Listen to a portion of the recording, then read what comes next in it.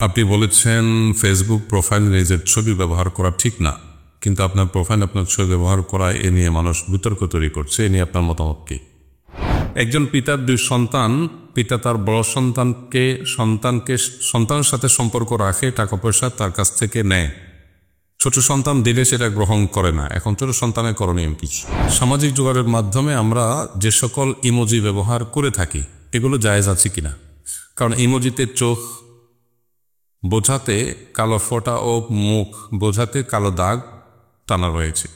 ছোট বাচ্চাদের জন্মের পর যে টিকা দেওয়া হয়, শরীয়তে এটা জায়েজ আছে কিনা? আমার সংসারে অনেক অশান্তি, শান্তি ফেরানোর কোনো মাধ্যম আছে কিনা? বিতর্কিত ওয়াকফ আইন স্থগিত করে দিয়েছে সুপ্রিম কোর্ট।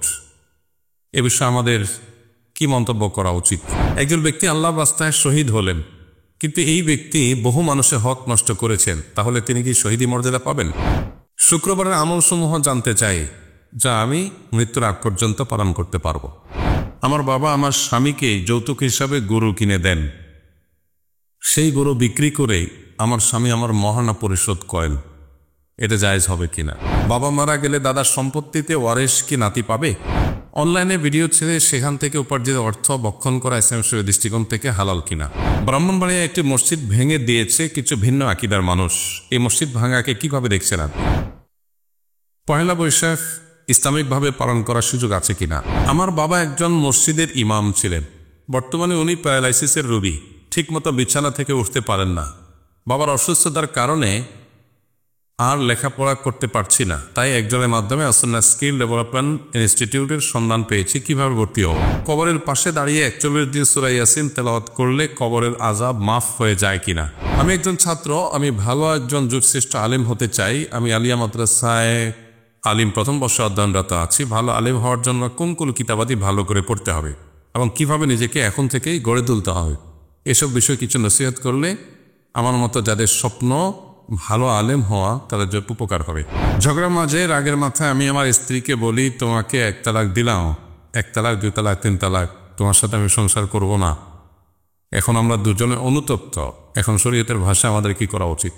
আমি একজন বাহিনীর সদস্য, ঊর্ধ্বতন অফিসারদের সাথে আমরা 10-15 জন ডিউটিতে যাই। আমাদের দায়িত্ব যথাযথভাবে পালন শেষে ব্যারাকে ফিরি এবং আমার নিম্ন পদস্থ সহকারী জানায় যেখানে ডিউটি করেছি সেখানে কোনো বিত্তশালী আমাদের উচ্চপদস্থ অফিসারের কাছে আমাদেরকে ঘুষ দিয়েছে। অফিসার আবার নিম্নপদস্থ আমার সহকর্মীর কাছে আমাদের 10 জনকে 5,000 টাকা দিয়ে ভাগ করে নিতে বলেছে। প্রশ্ন হলো, আমি ঘুষ খাই না, কিন্তু এই টাকা যদি আমার ভাগেরটা আমি না নেই, আমার আরেক সহকর্মী নিশ্চিতভাবে রেখে দিবে। যে দিয়েছে তার কাছে ফেরত দেওয়ার কোনো পথ খোলা নেই। এখন এই টাকা নিয়ে বিনা সওয়াবের আশায় কোনো গরিবকে দেয়া ঠিক হবে নাকি সহকর্মীকে খেতে দেয়া ঠিক হবে? আপনি বলেছেন ফেসবুক প্রোফাইল নিজের ছবি ব্যবহার করা ঠিক না, কিন্তু আপনার প্রোফাইল আপনার ছবি ব্যবহার করা এ নিয়ে মানুষ বিতর্ক তৈরি করছে। এ নিয়ে আপনার মতামত কি? একটা ভিডিও আমাদের চোখে পড়েছে, খুবই হাস্যকর এবং খুবই লেম টাইপের প্রতারণা। সে ভিডিওতে আমরা দেখেছি।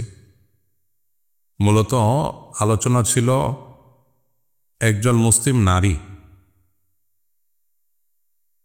পর্দার বিধান তার জন্য পালন করা আবশ্যক, যেমনিভাবে পুরুষের জন্য চোখকে নিয়ন্ত্রণ করা আবশ্যক। পর্দার বিধানের অংশ হিসেবে সোশ্যাল মিডিয়ার আইডিতে নিজের প্রোফাইল পিকচার দিতে পারবেন কিনা সে প্রসঙ্গে আলোচনা করতে গিয়ে বলা হয়েছে যে একজন নারী তিনি প্রোফাইল পিকচারে নিজের ছবি দিবেন না, অন্য কোনো ছবি ইত্যাদি কাজ সারবেন। কারণ এতে পরপুরুষরা তার ছবি দেখবে, তাকে নিয়ে বাজে চিন্তা জল্পনা কল্পনা করার স্কোপ পাবে, পর্দা বিধান লঙ্ঘন হবে। সেজন্য এটি শরীয়ত দৃষ্টিকোণ থেকে জায়েজ নয়। তো এখানে মেয়েদের কথার অংশটাকে কেটে এমনভাবে ভিডিও বানানো হয়েছে যেন এটা জেনারেল কথা বা পুরুষদের কথা। তো এটা হলো দুর্ভাগ্যজনক যে প্রতারণামূলকভাবে এভাবে ভিডিওকে কাটছাট করে নানা রকমের বিতর্ক এক শ্রেণীর মানুষ তৈরি করে। আল্লাহ তাআলা তাদেরকে হেদায়েত দান করুন। একজন পিতার 2 সন্তান, পিতা তার বড় সন্তানের সাথে সম্পর্ক রাখে, টাকা পয়সা তার কাছ থেকে নেয়। ছোট সন্তান দিলে সেটা গ্রহণ করে না। এখন ছোট সন্তানের করণীয় কিছু, মা বাবার সাথে সদ্ব্যবহার করা, এটা অত্যন্ত গুরুত্বপূর্ণ একটা আমল আমাদের জন্য। আল্লাহ সুবহানাহু ওয়া তাআলা কোরআনে কারীমে আল্লাহর এসত্যবাদ, আল্লাহর ইবাদত বন্দেগীর পাশাপাশি মা বাবার প্রতি সদাচরণ করতে আমাদেরকে নির্দেশ করেছেন। সদাচরণের মধ্যে থেকে একটা মা বাবার ভরণ পোষণের ব্যবস্থা করা, তাদের সেবা করা, তাদেরকে আর্থিকভাবে সাধ্য অনুযায়ী সহযোগিতা করা, এটা আমার সন্তান হিসাবে আমাদের কর্তব্য। এখন সন্তান যদি বাবাকে আর্থিকভাবে সহযোগিতা করতে চাইলেও বাবা মা সেটা গ্রহণ না করেন, তাহলে নিশ্চয়ই এখানে বাবা মার কোনো মনে কষ্ট আছে, ব্যথা আছে। সে ব্যথা বা কষ্ট দূর করার চেষ্টা করতে হবে। সন্তানের দায়িত্ব পালন করে সন্তান যদি সে ব্যথা দূরের চেষ্টা করে নেয়, পরও বাবা মা শক্ত থাকেন বা গো ধরেন, তাহলে সেক্ষেত্রে সন্তান হিসেবে আপনি আপনার দায়িত্বটা পালন করে থাকলে আল্লাহর কাছ থেকে হয়তো নাজাত আপনি পেতে পারেন। কিন্তু যে কোনো মূল্যে বাবা মাকে সন্তুষ্ট করার সর্বোচ্চ চেষ্টা আপনাকে চালাতে হবে। এবং এক সন্তানের কাছ থেকে টাকা পয়সা নিলেন, আরেকজন সন্তান থেকে নিলেন না, পরিষ্কার বোঝা যায় এখানে কোনো দুঃখ বা কষ্ট আছে। সেটা মাপ চেয়ে হোক, বিনম্র হয়ে হোক, যেভাবে হোক মা বাবার কাছ থেকে মিনিমাইজ করে নিতে হবে, সে সমস্যা দূর করে নিতে হবে। মা বাবার বিষয়টা অত্যন্ত জটিল, অত্যন্ত কঠিন। এখানে তাদেরকে সন্তুষ্ট করাটা এটা আমাদের জন্য একটা চ্যালেঞ্জিং একটা ব্যাপার। রেজা রব্বে ফি রেজাল ওয়ালিদাইন ও সাখতুর রব্বে ফি সাখতুল ওয়ালিদাইন, হাদিসে বর্ণিত হয়েছে মা বাবার সন্তুষ্টির মধ্যেই আল্লাহর সন্তুষ্টি নিহিত, আবার মা বাবার অসন্তুষ্টির মধ্যেই আল্লাহর অসন্তুষ্টি নিহিত। এজন্য এটা আমাদের একটা পরীক্ষার জায়গা। তারা উল্টাপাল্টা রাগ করতে পারেন, ভুল বুঝতে পারেন, কিন্তু আমরা সেটাকে শুধরাবার চেষ্টা করব, সংশোধন করার চেষ্টা করব, বোঝাবার চেষ্টা করব। এক্ষেত্রে আমাদের কোনো ত্রুটি ঘাটতি থাকতে পারবে না। আল্লাহ আমাদেরকে তৌফিক দান করুন। একজন পিতা দুই সন্তান, এটা তো দিয়েছি। সামাজিক যোগাযোগের মাধ্যমে আমরা যে সকল ইমোজি ব্যবহার করে থাকি, এগুলো জায়েজ আছে কিনা? কারণ ইমোজিতে চোখ বোঝাতে কালো ফোঁটা ও মুখ বোঝাতে কালো দাগ টানা রয়েছে। যে সমস্ত ইমোজিগুলো আমরা সোশ্যাল মিডিয়ায় ব্যবহার করি, এগুলো আসলে পূর্ণাঙ্গ কোনো অবয়ব না, পূর্ণাঙ্গ কোনো আকৃতি না। এগুলোতে চোখ, কান, চোখ, নাক বা মুখ বোঝানোর জন্য এক দুটা দাগ টাগ দিয়ে দেওয়া হয়। একটা প্রাণীর পরিপূর্ণ আকৃতি হতে পারে শুধু ফেস, শুধু কল্লা, পরিপূর্ণ আকৃতি যদি হয় তাহলে সেটা ব্যবহার করা নাজায়েজ, সেটা ব্যবহার করা অনুচিত। কোনো প্রাণীকে এইভাবে যদি কেউ অঙ্কন করে তৈরি করে, তাহলে কিয়ামতের দিন তাতে রূপ ফুৎকার দেওয়ার নির্দেশ আল্লাহ তাআলা দিবেন অঙ্কনকারীকে। বিধায় ওইটা ব্যবহার করাও আমাদের জন্য জায়েজ নয়। যেটা অঙ্কন করা নিষেধ সেটা ব্যবহার করাও নিষেধ। কিন্তু সাধারণত যে ইমোজিগুলো পাওয়া যায়, এগুলোতে আসলে পূর্ণাঙ্গ কোনো প্রাণীর অবয়ব থাকে না। যেমন কান থাকে না অনেক সময়, অন্যান্য গুরুত্বপূর্ণ অঙ্গ যা ছাড়া মানুষ কল্পনা করা যায় না, সেগুলো থাকে না। তো এরকম শুধুমাত্র সিম্বলিক কোনো কিছু, যে কোনো রকম মানুষের মাথা বা এই টাইপের কিছু বোঝা যায়, দাগ টাগ দিয়ে কোনো রকম একটা দামি টাইপ কিছু করা, এরকম যদি হয় তাহলে সেক্ষেত্রে সেটা ব্যবহার করা হারাম হবে না। তারপরেও তাকওয়ার দামি হবে, সতর্কতামূলকভাবে এগুলো থেকে বেঁচে থাকা বা বিরত থাকা। ছোট বাচ্চাদের জন্মের পর যে টিকা দেওয়া হয়, শরীয়তে এটা জায়েজ আছে কিনা? ছোট বাচ্চাদের জন্মের পরপর হোক বা পরবর্তী সময় হোক যে টিকা দেওয়া হয়, এই টিকা নিয়ে নানান আলাপ আলোচনা আছে। অমুসলিমরা এবং পৃথিবীর উন্নত দেশের মানুষজনেরা তারা বহু টিকা, বহু ঔষধ তৈরি করে গরিব, বিশেষ করে মুসলিম জনপদ এ সমস্ত জায়গাগুলোতে পরীক্ষা চালাবার জন্য। এই নির্মম বাস্তবতার কথা এ সময়ে সামান্যতম সচেতনতা আছে এরকম মানুষ মাত্রই জানে। যে কোনো একটা মেডিসিন তৈরি করা হয়েছে, এটার বড় ধরনের কোনো সাইড এফেক্ট থাকতে পারে, সেটার পরীক্ষা চালানো হয় কোথায়? গরিব দেশগুলোর উপরে। যে মরে গেলে গরিব দেশগুলো, মানুষ মরে গেল, এ পাকে তারা সাবধান হয়ে গেল। মানবিকতা বলে তারা চিল্লাচিল্লি করে। যারা আমাদেরকে ভালো মন্দের রেখা টেনে দেয়, তাদের আসল রূপ বিভিন্ন কর্মকাণ্ডের মধ্য দিয়ে প্রকাশ পায়। এর মধ্যে এটা একটা, যে আমাদের মতো গরিব দেশগুলোর উপরে তারা বিভিন্ন রকমের পরীক্ষা নিরীক্ষা চালায়। এই সমস্ত বাস্তবতাকে মাথায় রেখে, বিশেষ করে টিকার নাম দিয়ে সেখানে কি দেওয়া হচ্ছে না দেওয়া হচ্ছে, ক্ষতিকর কোনো কিছু আছে কিনা, এটা নিয়ে নানা রকমের ধোঁয়াশা থাকে, বিভ্রান্তি থাকে, সন্দেহ সংশয় থাকে। এই কারণে যদি কেউ টিকা গ্রহণ না করে তো সেটা রাইট অবশ্যই তা আছে, বরং কোনো কোনো ক্ষেত্রে সন্দেহ হলে, বিভ্রান্তির সুযোগ থাকলে সেটা থেকে বিরত থাকাটাই কোনো বিবেকের দাবি এবং শরিয়ার দাবি। গত কিছুদিন আগে মেয়েদের এক ধরনের টিকা দেওয়া হয়েছে, আমরা জানি শত শত হাজার হাজার মেয়েরা অসুস্থ হয়ে গেছে সারা দেশ, প্রচুর পরিমাণ পত্রপত্রিকা নিউজ হয়েছে, কিন্তু এরপরও সেটাকে পুশ করা, আরোপ করার, জোর করে দেওয়ানোর একটা চেষ্টা আমরা লক্ষ্য করেছি। এগুলো কেন?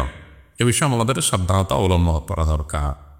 তো এই জন্য এই সমস্ত টিকা, বিশেষ করে যেগুলো নিয়ে আমাদের সন্দেহ হয়, সংশয় হয়, বিভ্রান্তি তৈরি হয়, সেগুলো গ্রহণ না করার সুযোগ আছে।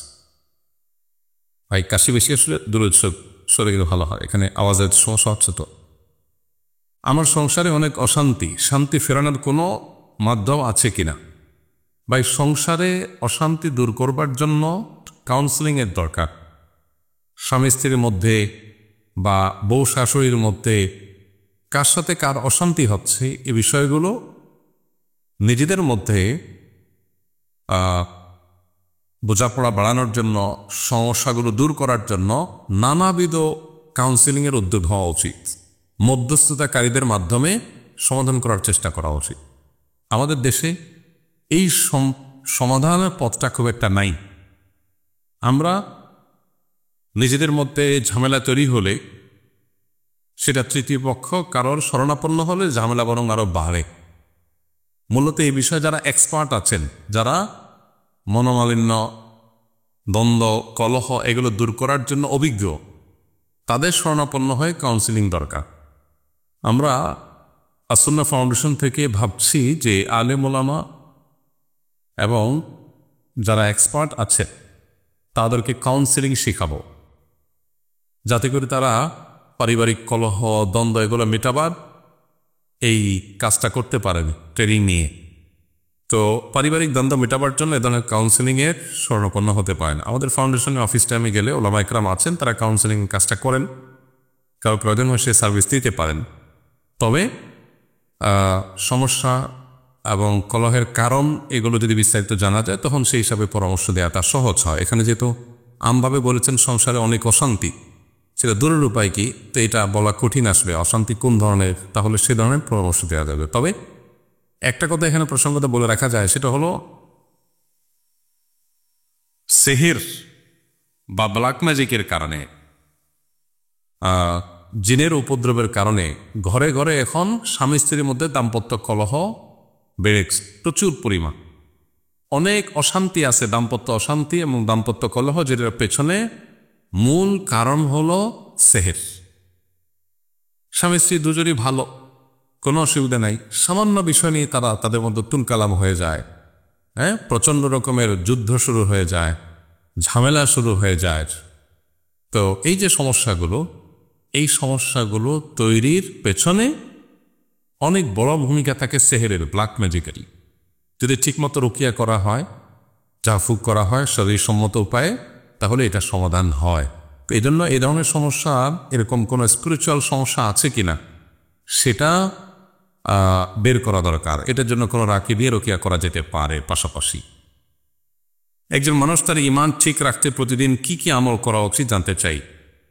আমাদের ঈমান যেন ঠিক থাকে, ঈমান যেন অটল অবিচল থাকে, ঈমান যেন নষ্ট হয়ে না যায়, সেজন্য ঈমানের পরিচর্যা করতে হয়, ঈমানের নবায়ন করতে হয়। প্রথমত ঈমান সম্পর্কে আমাদের প্রচুর পড়াশোনা করা দরকার। ঈমান নিয়ে বহু বই পুস্তক আছে, বাংলায় অনেক সুন্দর সুন্দর বই আছে ঈমান নিয়ে। একটা বই আছে ঈমান সবার আগে, আব্দুল মালিক সাহেবের বই, আরো বেশ কিছু বই আছে। তো এই ঈমান নিয়ে আমাদের বইগুলো পড়া দরকার। কিতাবুত তাওহীদ আছে, বাংলা অনুবাদ হয়ে গেছে। তারপর তাকওয়াতুল ঈমান আছে, বাংলা অনুবাদ হয়ে গেছে। তো ইমান নিয়ে আমাদের বইগুলো যত বেশি পাঠ করব তত আমাদের ইমান নষ্ট হওয়া কারণ কি, ইমানের জন্য ক্ষতিকর বিষয় কি, ইমানের মূল বিষয়গুলো কি, সেগুলো আমরা জানতে পারবো। এগুলো যত বেশি জানা যাবে তত বেশি ইমান সেভ করতে পারবো, নিরাপদে রাখতে পারবো। দ্বিতীয়ত, ইমানকে ধরে রাখার জন্য, ইমানের উপরে অটল অবিচল রাখার জন্য, ইমান যেন নষ্ট হয়ে না যায়, ইমান যেন ভঙ্গ হয়ে না যায়, সেজন্য আমাদেরকে বেশি বেশি কোরআনে কারীমের তেলাওয়াত, আল্লাহর আয়াত, আল্লাহর নিদর্শন, কুদরত, এগুলো নিয়ে গবেষণা, চিন্তা, ভাবনা করতে হবে। আল্লাহ বলেছেন ওয়াইদা তুলিয়াত আলাইহিম আয়াতুহু যাদাতহুম ঈমানা। আল্লাহর আয়াত যখন পাঠ করা হয় তখন তাদের ঈমান বৃদ্ধি পায়।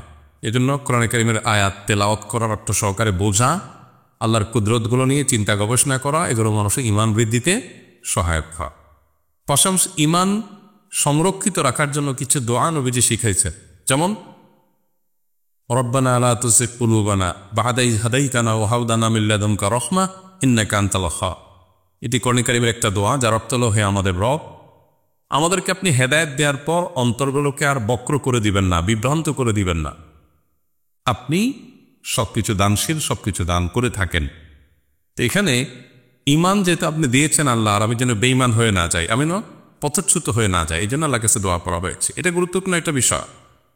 অনেকেই আছেন ঈমানদার হয়ে পৃথিবীতে জীবনযাপন করেন, দুনিয়ার জীবন কাটান, কিন্তু একটা সময় আল্লাহ মাফ করুক ট্র্যাক চেঞ্জ হয়ে বেঈমান হয়ে নষ্ট হয়ে, বিশেষ করে গোটা পৃথিবীতে কিয়ামত যত নিকটবর্তী হবে, ঈমান ধরে রাখা তত চ্যালেঞ্জিং হবে, কত টাফ এবং কঠিন হবে। কারণ ঈমান নষ্ট করার জন্য হাজারো আয়োজন আছে, যেটাকে আমরা আমাদের জন্য উন্নতি অগ্রগতির বিষয় মনে করি।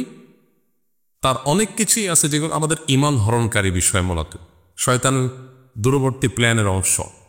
তো এই জন্য আল্লাহর কাছে পানা চাওয়াটা হলো ঈমান রক্ষা করার জন্য সবচেয়ে কার্যকর উপায়। আল্লাহ যেন হেফাজত করে, সেজন্য দোয়া করতে থাকতে হবে। আল্লাহ আমাদের তৌফিক দান করুন। এই জন্য নবী সাল্লাল্লাহু আলাইহি ওয়াসাল্লামের একটা দোয়াও রয়েছে, আল্লাহুম্মা ইন্নী আসআলুকা ঈমানান লা ইয়ানফাদ। আল্লাহ, আমা আপনার কাছে এমন একটা ঈমান চাই যে ঈমান নষ্ট হয়ে যাবেন, যে ঈমান নষ্ট হয়ে যাবে না, সেরকম ঈমান আল্লাহর কাছে চাওয়া নবী সাল্লাল্লাহু আলাইহি ওয়াসাল্লাম শিক্ষা দিয়েছে। এরপরে প্রশ্ন হলো, সম্প্রতি ভারতে বিতর্কিত ওয়াকফ আইন স্থগিত করে দিয়েছে সুপ্রিম কোর্ট। এ বিষয়ে আমাদের কি মন্তব্য করা উচিত? দেখুন, আমাদের পার্শ্ববর্তী দেশের মুসলমানরা ভালো নেই, তারা অনেক কষ্টে আছে। আমরা তো ফিলিস্তিনি মুসলমানদের জন্য চোখের পানি ফেলছি, কান্নাকাটি করছি, কিন্তু বাস্তবতা হলো আমাদের পার্শ্ববর্তী দেশের মুসলমানরাই চরম সংকটের মধ্যে দিনাতিপাত করছে, পরম বিপদের মুখোমুখি তারা। সেখানে পান থেকে চুন খসলেই মুসলমানদেরকে হত্যা করা হচ্ছে, খুন করা হচ্ছে, শহীদ করে দেওয়া হচ্ছে, তাদেরকে জয় শ্রীরাম বলতে বাধ্য করা হচ্ছে, না বললে তাদেরকে পিটিয়ে মেরে ফেলা হচ্ছে। সামান্য মিথ্যা এবং ঠুনকা অজুহাত, গরুর গোশত কারোর ফ্রিজে আছে, এ ধারণার উপর ভিত্তি করে মানুষকে পিটিয়ে মেরে ফেলা হচ্ছে। হোলির রং মাখতে না চাইলে তাকে দিন দুপুরে রাস্তায় পিটিয়ে মেরে ফেলা হচ্ছে, রক্তাক্ত করা হচ্ছে। মসজিদগুলোকে একের পরে ভেঙে দেওয়া হচ্ছে। সেখানে এই যে ওয়াকফ বিল যেটা উত্থাপিত হয়ে পাশ হয়েছে, সেটা আইনের আকার ধারণ করতে যাচ্ছে। এটা ভারতের মুসলমানদের উপরে মনের উপরে খড়ার ঘায়ের মতো। এমনিতেই মুসলমানদের সেখানে অধিকার বলতে কিছুই নেই। সেখানে এই আইন বাস্তবায়ন হলে কি হতে পারে, সেটা গত কয়েকদিন ধরে ভারতের বিভিন্ন জায়গায় প্রচুর পরিমাণ মসজিদ মাদ্রাসা হিন্দুদের দখল করে নেওয়া, তারপরে মুসলমান মুক্ত ভারত গড়ার হিন্দুদের বিভিন্ন ঘোষণার কথা আমরা সোশ্যাল মিডিয়ার মাধ্যমে দেখেছি। এগুলোর মাধ্যমে বোঝা যায় যে তারা আসলে কি চায়। তারা চায় ভারতবর্ষকে ইসলাম থেকে ধুয়ে মুছে পরিষ্কার করতে। অথচ ভারতবর্ষকে আবাদ করেছে, ভারতবর্ষকে সবচেয়ে বেশি সমৃদ্ধ করেছে মুসলমানেরা। ভারতবর্ষ যেগুলো নিয়ে গর্ব করে তার সবই মুসলমানদের তৈরি। কুতুব মিনার থেকে নিয়ে, তাজমহল থেকে নিয়ে, দিল্লির লালকেল্লা থেকে নিয়ে, শাহী মসজিদ থেকে নিয়ে যত গর্বের ধন ভারতের আছে, তার সবকিছুই কাদের করা? মুসলমানদের করা। অন্যরা ভারতবর্ষকে শাসন করতে এসে শোষণ করে নিয়ে চলে গেছে, ভারতবর্ষে মুসলমানরা এসে সবকিছু দিয়ে গেছে। অন্যরা এসে লুট করে চলে গেছে, ভারতবর্ষে মুসলমানরা এসে শাসন করে এখানে তাদের কবর হয়েছে, এখানে তাদের জীবন যৌবন, এখানে তাদের সব ছিল, এখান থেকে কিছু নিয়ে যায়নি এবং সব দিয়ে গেছে। আল মুসলিমুনা ফিল হিন্দ, ভারতবর্ষে মুসলমানদের অবদান, এই বইটা আমরা পড়ে দেখতে পারি। বইটার মূল লেখক সৈয়দ আবুল হাসান আলী নাদভী রহমতুল্লাহ আলাইহি, আর অনুবাদ করেছেন বর্তমান ধর্ম উপদেষ্টা ডক্টর আফম খালিদ হোসেন হাফিজাহুল্লাহ। এই বইটা পড়লে আপনি ধারণা করতে পারবেন যে ভারতবর্ষকে মুসলমানরা কি দিয়েছে। আমরা ভারতবর্ষের যে সমস্ত সুস্বাদু আম খাই, আম, এই যে ল্যাংড়া আমটা পর্যন্ত সেখানে লেখা আছে, এগুলো পর্যন্ত মুসলিম শাসকেরা বাহির থেকে ভারতবর্ষে তারা এনেছে, এখন তার সুফল ভারতবাসী ভোগ করছে। যে মুসলমানরা ভারতকে বিনির্মাণ করেছে সে মুসলমানদেরকে ভারত থেকে উচ্ছেদ করার চেষ্টা করা হচ্ছে। কারা করছে? যারা সকাল বিকাল আমাদের দেশে তথাকথিত সংখ্যালঘু নির্যাতনের উপরে উৎসাহ প্রকাশ করে, বিবৃতি দেয়, আমাদেরকে সতর্ক করে, আর তারা তাদের দেশের সংখ্যালঘু মুসলমানদেরকে কচু কাটামরে করে কাটছে। এটার বিরুদ্ধে আমাদের তীব্র প্রতিবাদ করা দরকার। সুপ্রিম কোর্ট এই ওয়াকফ আইন এটা স্থগিত করেছে, এটা সন্দেহাতীতভাবে প্রশংসনীয় কাজ, কিন্তু এটা চূড়ান্তভাবে বাতিল করা, শুধু স্থগিত নয়, বাতিল করা এবং সেটাকে কার্যকর করা, এটা হলো সময়ের সবচেয়ে প্রয়োজনীয় দাবি। ভারতবর্ষের মুসলমানদের, বিশেষ করে ভারতের মুসলমানদের এই দাবির সাথে আমাদের একত্রতা পোষণ করা এবং এটা আদায় করার জন্য আমাদেরকেও সংগ্রাম করা আমাদের কর্তব্য। ইতিমধ্যে সরকারিভাবে আলহামদুলিল্লাহ ব্যাপারে ভারতের এই অবস্থানের নিন্দা জ্ঞাপন করা হয়েছে বা এটাকে সমালোচনা করা হয়েছে, এটা খুবই ভালো একটা দিক। তবে আরও জোরালোভাবে আমাদের পার্শ্ববর্তী দেশের মুসলমানদের জন্য আমাদের পাশে দাঁড়ানো দরকার।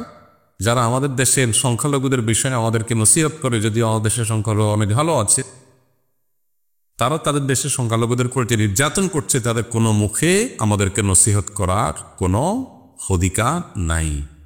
আল্লাহ তাআলা ভারতবর্ষের মুসলমানদের মুক্তি নসিব করুন এবং যে জুলুম তারা করছে এর পরিণতি আল্লাহ তাআলা আমাদেরকে দেখে যাওয়া তৌফিক দান করেন। আমাদের প্রত্যেকটা মানুষের যার যার জায়গা থেকেই তাদের প্রতি আমাদের প্রতিবাদ অব্যাহত রাখতে হবে এবং এর অংশ হিসাবে তাদের বিভিন্ন পণ্য ইত্যাদি এগুলো না কিনে দেশীয় পণ্য কেনার অভ্যাস আমাদের করতে হবে। একজন ব্যক্তি আল্লাহর রাস্তায় শহীদ হলেন, কিন্তু এই ব্যক্তি বহু মানুষের হক নষ্ট করেছেন, তাহলে তিনি কি শহীদি মর্যাদা পাবেন? বান্দার হক আল্লাহ তাআলা মাফ করবেন না, কারোর বেলাই না। অতএব কেউ আল্লাহ রাহে গিয়ে জীবন বেরিয়েছেন, এটা ভালো কাজ হলেও তিনি যে মানুষের হক নষ্ট করেছেন সেটা খুবই গর্হিত কাজ, খুবই জঘন্য কাজ এবং খুবই গুনাহের কাজ। সেটার জন্য তার তওবা করতে হবে এবং তার পক্ষ থেকে তার ওয়ারিসরা অন্যের হক যেগুলো তার কাছে পাওনা আছে সেগুলো পরিশোধ করার উদ্যোগ নিতে হবে। তারপর আশা করা যায় আল্লাহ তাআলা তাকে মাফ করবেন। তবে কোনো কোনো বান্দা, তাদের প্রতি আল্লাহ তাআলা সন্তুষ্ট হয়ে গেলে তাদের বান্দার হকগুলোকে আল্লাহ তাআলা আদায় করে দেন কিয়ামতের ময়দানে। বিভিন্ন হাদিস থেকে সেটা বোঝা যায়। তাদেরকে সন্তুষ্ট করে আল্লাহ তাআলা ওই ব্যক্তিকে দায় মুক্ত করেন। এটা এক্সক্লুসিভ ইস্যু। শুক্রবারের আমলসমূহ জানতে চাই যা আমি মৃত্যুর আগ পর্যন্ত পালন করতে পারবো। শুক্রবারের সবচেয়ে বেশি যে আমলটা করতে হবে সেটা দুরূদ শরীফ করা হোক, যে কোনো দুরূদ শরীফ পড়তে পারেন। দরুদ ইব্রাহিম যেটা, এটাও পড়তে পারেন। আল্লাহুম্মা সাল্লি আলা মুহাম্মদ ওয়া আলা আলি মুহাম্মদ কামা সাল্লাইতা আলা ইব্রাহিম ওয়া আলা আলি ইব্রাহিম ইন্নাকা হামিদুম মাজিদ।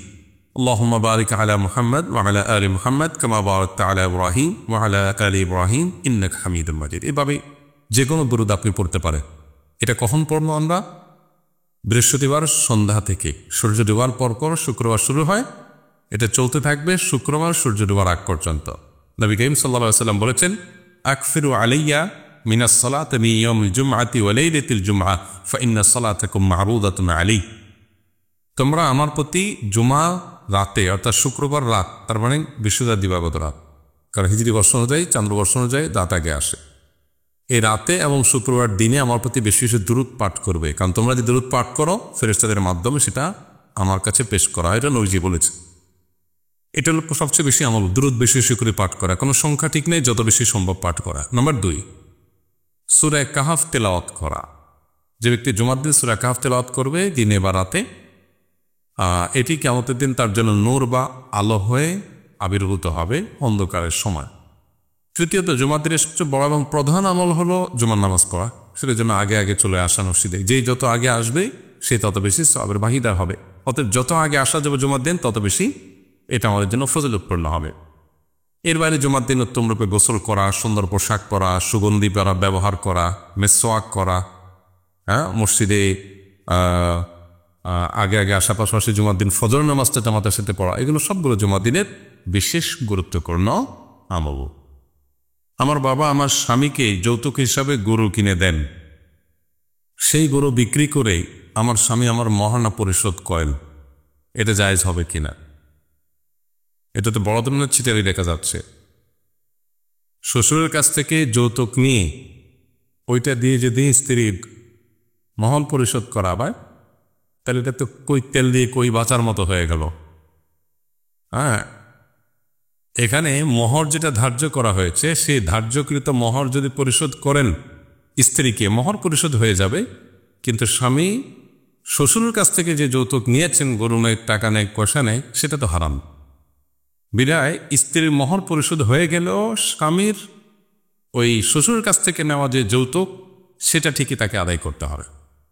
সেটা যদি ফেরত না দেয়, সেটা যদি আদায় না করে, তাহলে সেক্ষেত্রে এই যে চাঁদাবাজি করলো, আমরা চাঁদাবাজি নিয়ে অনেক কথা বলি, সবচেয়ে বড় চাঁদাবাজি ঘরে ঘরে যেটা হয় সেটা তো যৌতুক। মেয়ের বাপের কাছ থেকে কি আদায় করা? চাঁদা আদায় করা। তো এটা তাকে অবশ্যই পরিশোধ করতে হবে। অর্থাৎ এটাতে যৌতুক তো হালাল হয়ে গেল, কারণ মেয়েকে দিয়ে দিছে, শ্বশুরের মেয়েকে দিয়ে দিছে, বিদায় যৌতুক হালাল হয়ে গেল। বিষয়টা সেরকম না। এখানে মোহর আদায় হয়ে যাবে, কিন্তু যৌতুক পরিশোধ করতে হবে, অর্থাৎ এটা ফেরত দিতে হবে। বাবা মারা গেলে দাদার সম্পত্তিতে ওয়ারিশ কি নাতি পাবে? বাবা যদি মারা যান দাদার আগে, তাহলে দাদার সম্পদে নাতি সম্পদে ভাগ পাবে না। এখন প্রশ্ন হলো কেন পাবে না? উত্তর হলো, দাদা মারা গেলে তখন বাবা মালিক হয়, বাবা মালিক হয়ে বাবা আবার মারা গেলে তখন সন্তান মালিক হয়।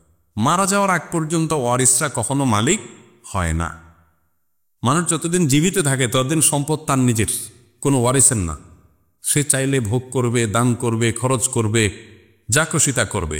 ইসলাম ব্যক্তি স্বাধীনতা, মানুষের আর্থিক স্বাধীনতা এই পরিমাণ নিশ্চিত করেছে, যতদিন সে বেঁচে থাকবে ততদিন পর্যন্ত তার সম্পত্তিতে সম্পূর্ণ কর্তৃত্ব একমাত্র তার। এই পরিমাণ স্বাধীনতা ইসলাম দিয়েছে। যদি কেউ মারা যায় তখন তারা কিছু করার নাই, এই জন্য তার সম্পদটা ওয়ারিসরা পেয়ে যায়। এখন দাদা যতদিন বেঁচে আছে ততদিন পর্যন্ত দাদার সম্পদের ভাগ বাপে পাবে না। তো দাদার আগে যদি বাপ মারা যায়, তখন তার মানে হলো দাদার সম্পদের মালিক হওয়ার আগেই বাপ মারা গেছে। নাতি আবার ওই সম্পদের মালিক হবে বাপের থ্রুতে। বাপ যেটা মালিক হবে, বাপ মারা গেলে সেটা মালিক হবে। এখন বাপ তো নিজেই মালিক হয় না, নাতি করতে মালিক হবে, এই জন্য নাতি মালিক হবে না। এখন প্রশ্ন হলো, তাহলে এটা কি অমানবিক নয় যে বাপ মারা গেল নাতি দাদা সম্পদে ভাগ পাবে না, নাতি চলবে কেমনে? এটার উত্তর হলো, বাপ যদি মারা যায়, নাতি যদি এতিম থাকে, ছোট বাচ্চা থাকে, ছোট থাকে, তাহলে তাদের ভরণ পোষণ দেওয়ার পরিপূর্ণ দায়িত্ব দাদার উপরে, বাধ্যতামূলক ভরণ পোষণ দেওয়া। এর পাশাপাশি নাতি হিসেবে দাদা চাইলে নাতিদেরকে তাদের সম্পদ থেকে যে কোনো পরিমাণ দিতে পারে। ওয়ারিস হিসেবে পাইলে তো নির্দিষ্ট সময় সব পরিমাণ পাইতে, এখানে যে কোনো পরিমাণই পাইতে পারে, সেই স্কোপও আছে। একটা মানুষের বেঁচে থাকার জন্য শুধু বাবার সম্পদই একমাত্র অবলম্বন না, আরো বহু উপায় আছে। অতএব কিভাবে তারা চলবে এই প্রশ্ন করা অবান্তর। অনলাইনে ভিডিও ছেড়ে সেখান থেকে উপার্জিত অর্থ বক্ষণ করা ইসলামের দৃষ্টিকোণ থেকে হালাল কিনা? অনলাইনে যারা ভিডিও বিভিন্ন সোশ্যাল মিডিয়াতে আপলোড করেন, এখানে নর্মাল যে মনিটাইজেশন সেটা অন করে যে উপার্জন করেন, এটা হালাল না। কারণ সেখানে বিভিন্ন রকমের অ্যাডভার্টাইজ থাকে, সেখানে মিউজিক, হারাম পণ্যের অ্যাডভার্টাইজ, বিভিন্ন জিনিস থাকে, এই জন্য এটা হালাল না। যদি কেউ এরকম কোনো নির্দিষ্ট কাস্টমাইজ অ্যাডভার্টাইজিংয়ের সিস্টেম রাখতে পারেন, কোনো কোম্পানির সাথে চুক্তি করে যে আমার ভিডিওতে তোমার অ্যাডভার্টাইজমেন্ট যাবে, তার বিরুদ্ধে তুমি আমাকে এই টাকা দিবি, সেটা জায়েজ, সেটা ভিন্ন বিষয়। ব্রাহ্মণবাড়িয়ায় একটি মসজিদ ভেঙে দিয়েছে কিছু ভিন্ন আকীদার মানুষ, এই মসজিদ ভাঙাকে কিভাবে দেখছেন আপনি? মসজিদ ভাঙা এটা আল্লাহর জমিনের সবচেয়ে গর্হিত, সবচেয়ে জঘন্য অপরাধগুলোর মধ্যে থেকে একটা।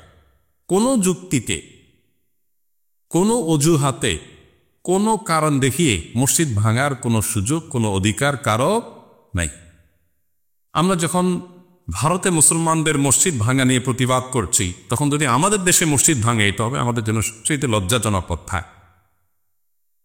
মসজিদ কিংবা ভিন্ন ধর্মাবলম্বীদের উপাসনালয় এগুলো কোনোটাই ভাঙা, সেগুলোতে আঘাত করা, এটা শিক্ষা ইসলাম আমাদেরকে দেয়নি, বরং নিষেধ করেছে।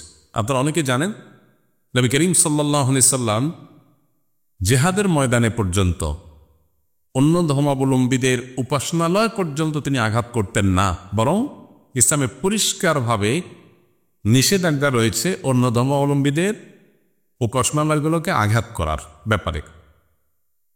তাদেরকে আমরা তাওহীদ দাওয়াত দিব, তাদের উপাসনালয়গুলোকে আঘাত করে ভেঙে ফেলতে ইসলাম আমাদেরকে নির্দেশ করে না। সেখানে মুসলমানদের মসজিদ কিভাবে আমরা নির্দেশ ভাঙতে পারি?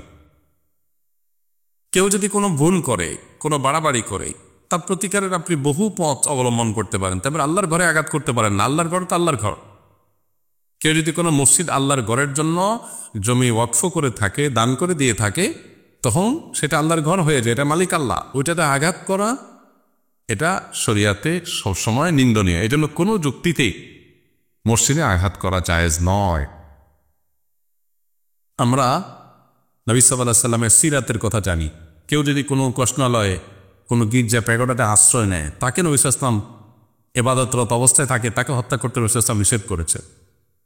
তাহলে অন্য ধর্মাবলম্বীদের ব্যাপারে যদি আমাদের এই অবস্থান থাকে, তাহলে আমার মুসলমান ভাই তার সাথে ভিন্ন চিন্তা, ভিন্ন আকীদা, ভিন্ন বিশ্বাস এর কারণে মতপার্থক্য থাকতে পারে। এমনকি কেউ কোনো ক্ষেত্রে বাড়াবাড়ি করতে পারে, সীমা লঙ্ঘন করতে পারে, কোনো ভুল করতে পারে, সেটার হাজারটা সমাধানের পথ আমরা বের করতে পারি। তাই বলে মসজিদে আঘাত করা এটা কখনো সমাধান হতে পারে না। বাংলাদেশ এই ক্ষেত্রে আমাদের আশেপাশের যেই কোনো দেশের চাইতে ভালো একটা অবস্থানে আছে, যে আমাদের দেশে আলহামদুলিল্লাহ পরম সহিষ্ণুতা এই লেভেলে আছে যে আমাদের পার্শ্ববর্তী ভারত কিংবা পাকিস্তানে পর্যন্ত ভিন্ন চিন্তার মানুষদের কুপাসনায় আঘাত করা, এমনকি মসজিদে মুসলমানদের একটা গ্রুপ আরেক গ্রুপের মসজিদে আঘাত করা, এগুলো পাকিস্তানে প্রচুর পাওয়া যায়, কিন্তু আমাদের দেশে আন্দোলন এগুলো নাই। আমাদের এই ঐতিহ্যটাকে ধরে রাখার চেষ্টা করা উচিত। কোনো মানুষ এ ধরনের কাজ করলে তাদের ব্যাপারে সবার দল মত নির্বিশেষে সবাই সেখানে সোচ্চার হওয়া উচিত এবং এই ধরনের কর্মকাণ্ড এটা করতে বাধা দেওয়া উচিত, এবং কেউ এই অন্যায় কাজ যেন করতে না পারে সবাই সতর্ক থাকা উচিত। সমাজে পরস্পরের সহমর্মিতা এটা যেন ভালো থাকে, এটা যেন সবাইকে দায়িত্বশীল আচরণ করতে হয়। দায়িত্বশীল আচরণ না করলে তার পরিণতি ভালো হবে না, আমরা সবাই ক্ষতিগ্রস্ত হওয়া। আল্লাহ আমাদেরকে হেদায়েত দান করো। যারা এই ধরনের কর্মকাণ্ড করেছে তারা নিশ্চয়ই জঘন্য কাজ করেছে, গুনাহের কাজ করেছে, তাদের তওবা করা উচিত, এবং কোনো যুক্তিতেই তারা আল্লাহর ঘরে আঘাত করতে পারেন না। আল্লাহর ঘর কে বানাইছে সেটার বিষয় না, যে বানাইছে সেটা ঘর কার? আল্লাহর। বিধায় এখানে আঘাত করা একেবারেই জঘন্য কাজ। পহেলা বৈশাখ ইসলামিকভাবে পালন করার সুযোগ আছে কিনা? বছরের প্রথম দিন, প্রথম প্রহর, এটাকে বিশেষভাবে উদযাপন, আনন্দ খুশি করে উদযাপন, এটা এসেছে প্রকৃতি পূজারীদের কাছ থেকে, প্যাগানদের কাছ থেকে। প্রকৃতি পূজারীরা মনে করে বছরের প্রথম মুহূর্তটাকে আনন্দ করে হই হুল্লোড় করে কাটালে সারা বছর ভালো থাকতে পারে। এই চেতনা থেকেই বর্ষবরণ বা বছরের প্রথম প্রহরে আনন্দ উৎসব করার প্রবণতা মানুষের মধ্যে এসেছে। এটা আমরা জানি অগ্নিপূজক, পারস্যের অগ্নিপূজকদের মধ্যে এটা শুরু হয়েছে। এরপর আস্তে আস্তে অন্যান্য ধর্মে, এমনকি অন্যান্য ভাষা, অন্যান্য দেশে এটা ছড়িয়ে পড়েছে। অতএব এই যে বছরের প্রথম প্রহরকে হৈহুল্লোড় করে ভালো খেয়ে আনন্দ উৎসব করে কাটাবার যে একটা কালচার, এটা অবৈজ্ঞানিক, অযৌক্তিক এবং শরিয়া পরিপন্থী। দুর্ভাগ্যজনক বিষয়, আজকে যারা নিজেদেরকে বিজ্ঞান মনস্ক দাবি করেন তারা এই কুসংস্কারকে সবচেয়ে বেশি শক্তিশালীভাবে ধারণ করে আছেন। বিধায় এই পয়লা বৈশাখের কোনো ইসলামী ভার্সন হতে পারে না। এটা হলো যারা পয়লা বৈশাখের এই বস্তা পচা সস্তা কালচার, যেটা আমাদের দেশে এতদিন হিন্দুত্ববাদকে চাপিয়ে দেওয়ার একটা ষড়যন্ত্র ছিল, একটা ঢাল ছিল, সেটা যখন মানুষ বুঝে গেছে, জনগণ এটাকে প্রত্যাখ্যান করেছে, এটাকে নতুন করে গেলাবার জন্য এটাকে ইসলামিক প্রলেপ দেওয়ার চেষ্টা করা হচ্ছে, এবং এটার জন্য লাখ লাখ টাকার বাজেট দেওয়া হচ্ছে। যারা সামান্য টাকার বিনিময়ে নিজেদেরকে বিক্রি করে দিচ্ছে এবং বিদগ্ধ আলিমদের পরামর্শ ছাড়া, গাইডলাইন ছাড়া যারা তথাকথিত ইসলামিক উপায়ে এটাকে উদযাপন করার চেষ্টা করছে, তারা স্পষ্ট বিভ্রান্তিতে আছে। আল্লাহ তাআলা তাদেরকে হেদায়েত দান করুন। আমার বাবা একজন মসজিদের ইমাম ছিলেন। বর্তমানে উনি প্যারালাইসিসের রোগী, ঠিকমতো বিছানা থেকে উঠতে পারেন না। বাবার অসুস্থতার কারণে আর লেখাপড়া করতে পারছি না, তাই একজনের মাধ্যমে আসন্না স্কিল ডেভেলপমেন্ট ইনস্টিটিউটের সন্ধান পেয়েছি। কিভাবে ভর্তি হব? ভর্তি হওয়ার জন্য আসন্না স্কিলের যে ফেসবুক পেজ আছে, বিস্তারিত সেখানে দেখতে পাবেন। যখন যখন সার্কুলার দেওয়া হয় তখন তখন আবেদন করে ভর্তি হতে পারবেন। কবরের পাশে দাঁড়িয়ে 41 দিন সূরা ইয়াসিন তেলাওয়াত করলে কবরের আযাব মাফ হয়ে যায় কিনা? এরকম কথা লোকমুখে প্রচলিত আছে, কিন্তু কোরআন বা সুন্নাহর কোথাও এটা সাব্যস্ত হয়নি যে কবরের পাশে দাঁড়িয়ে 41 দিন সূরা ইয়াসিন পাঠ করলে কবর আযাব মাফ হয়। তবে এটা ঠিক, সূরা ইয়াসিন কোরআনে কারীমের গুরুত্বপূর্ণ সূরা, এটা আমরা এমনি পাঠ করলো। কবরের পাশে নিয়ে দাঁড়িয়ে 41 বার পাঠ করলে আযাব মাফ হয়, এরকম কথা হাদিসে আসেনি। যেটা হাদিসে আসেনি, আযাবের বিষয়টা অদৃশ্য জগতের বিষয়।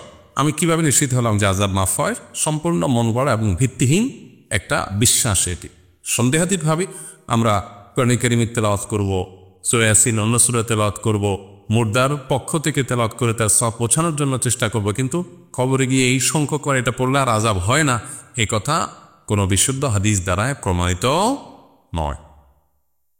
আমি একজন ছাত্র, আমি ভালো একজন যুগশ্রেষ্ঠ আলেম হতে চাই। আমি আলিয়া মাদ্রাসায় আলিম প্রথম বর্ষে অধ্যয়নরত আছি। ভালো আলেম হওয়ার জন্য কোন কোন কিতাবাদি ভালো করে পড়তে হবে এবং কিভাবে নিজেকে এখন থেকেই গড়ে তুলতে হবে, এসব বিষয়ে কিছু নসিহত করলে আমার মতো যাদের স্বপ্ন ভালো আলেম হওয়া তাদের জন্য উপকার হবে। দেখুন, ভালো আলেম হওয়ার জন্য আরবি খুব ভালো করে, আরবি ভাষাটাকে রপ্ত করে ফেলা, এটা হলো প্রথম শর্ত, যে আরবি ভাষাটা পরিপূর্ণভাবে রপ্ত হয়ে যাবে। সেই সাথে কোরআন এবং হাদিসের বেসিক ইলম, এটা সর্বোচ্চ ভালোভাবে অর্জন করতে হবে। যে মাদ্রাসা সিরিয়াস এবং খুব গুরুত্বের সাথে আপনার কোরআন হাদিসের পাঠদান করা হয়, পরিবেশ আছে, ভালো ছাত্র আছে, ভালো আলেম আছে, কম্পিটিশন আছে, সেরকম জায়গায় পড়াশোনা করতে হবে। সেই সাথে মুত্তাকি, পরহেজগার এবং বিচক্ষণ বিদগ্ধ আলেমদের সহবত সংস্রোত থাকা জরুরি। এবং দায়ী হিসাবে নিজেকে গড়ে তোলার জন্য কোরআন হাদিসের ইলমের পাশাপাশি সমকালীন মতবাদ, সমকালীন ধ্যান ধারণা, সমকালীন বিভিন্ন চ্যালেঞ্জ, এমনকি সমকালীন সময়ের ভাষা, ইংলিশ সহ অন্যান্য বিষয়গুলো, আইসিটি, এগুলোকে রপ্ত করা, এটা হলো একজন সময়ের চ্যালেঞ্জ মোকাবেলার উপযুক্ত দায়ী হওয়ার জন্য জরুরি। আমি একজন বাহিনীর সদস্য, ঊর্ধ্বতন অফিসারদের সাথে আমরা 10-15 জন ডিউটিতে যাই। আমাদের দায়িত্ব যথাযথভাবে পালন শেষে ব্যারাকে ফিরি এবং আমার নিম্ন পদস্থ সহকারী জানায় যেখানে ডিউটি করেছি সেখানে কোনো বিত্তশালী আমাদের উচ্চপদস্থ অফিসারের কাছে আমাদেরকে ঘুষ দিয়েছে। অফিসার আবার নিম্ন পদস্থ আমার সহকর্মীর কাছে আমাদের 10 জনকে 5,000 টাকা দিয়ে ভাগ করে নিতে বলেছে। প্রশ্ন হলো, আমি ঘুষ খাই না, কিন্তু এই টাকা যদি আমার ভাগেরটা আমি না নেই, আমার আরেক সহকর্মী নিশ্চিতভাবে রেখে দিবে। যে দিয়েছে তার কাছে ফেরত দেওয়ার কোনো পথ খোলা নেই। এখন এই টাকা নিয়ে বিনা সওয়াবের আশায় কোনো গরিবকে দেয়া ঠিক হবে নাকি সহকর্মীকে খেতে দেয়া ঠিক হবে? প্রথম কথা হলো যে ঘুষের লেনদেন করাটাই হারাম। যদি আপনার জন্য কোনো ভাগ রাখে, আপনি বলে দিবেন এটা যথাস্থানে যার কাছ থেকে নিয়েছ, যার মাধ্যমেও নিয়েছ, তাকে ফেরত দেওয়ার ব্যবস্থা করো, এটা আপনার কর্তব্য। যদি তারা না দিয়ে মেরে দেয়, তারা আল্লাহর কাছে দায়ী থাকবে, আপনি দায়ী থাকবেন না, আপনার এটা ভোগ করা উচিত হবে না। আমরা নিজেরা নিয়ে এরপরে গরিবকে দান করে দিব, এটা হলো যখন আমি না চাইকে আমার কাছে চলে আসছে এবং ফেরতের কোনো অপশন নাই। আপনি যার কাছ থেকে পাইছেন তাকে ফেরত দিবেন, সে আবার যার কাছে নিয়েছে তাকে ফেরত দেবে।